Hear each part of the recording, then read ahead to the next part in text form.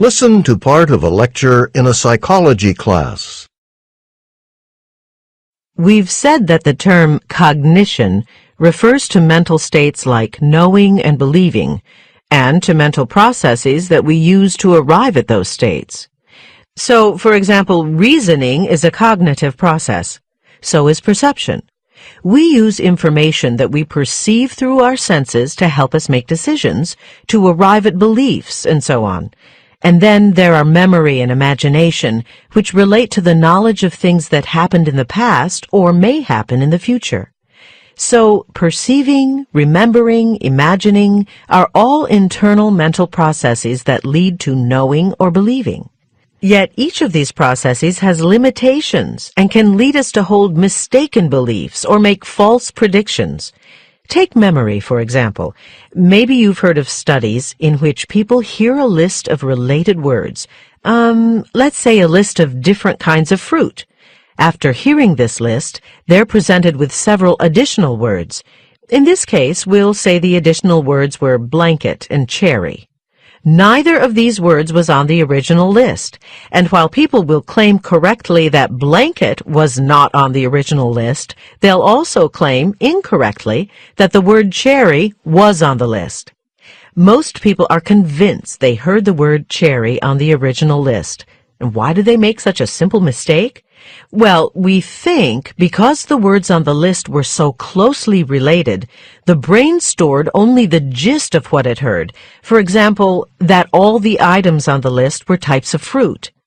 When we tap our memory, our brains often fill in details, and quite often these details are actually false. We also see this fill-in phenomenon with perception. Perception is the faculty that allows us to process information in the present as we take it in via our senses. Again, studies have shown that people will fill in information that they thought they perceived even when they didn't. For example, experiments have been done where a person hears a sentence, but it's missing the word that logically completes it. They'll claim to hear that word even though it was never said. So if I were to say, the sun rises in the, and then fail to complete the sentence, people will often claim to have heard the word east.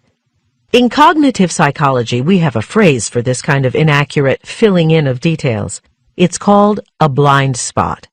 The term originally referred to the place in our eyes where the optic nerve connects the back of the eye to the brain. There are no photoreceptors in the area where the nerve connects to the eye, so that particular area of the eye is incapable of detecting images. It produces a blind spot in our field of vision. We aren't aware of it because the brain fills in what it thinks belongs in the image, so the picture always appears complete to us. But the term blind spot has also taken on a more general meaning. It refers to people being unaware of a bias that may affect their judgment about a subject.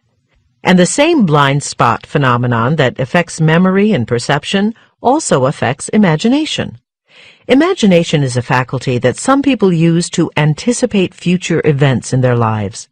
But the ease with which we imagine details can lead to unrealistic expectations and can bias our decisions.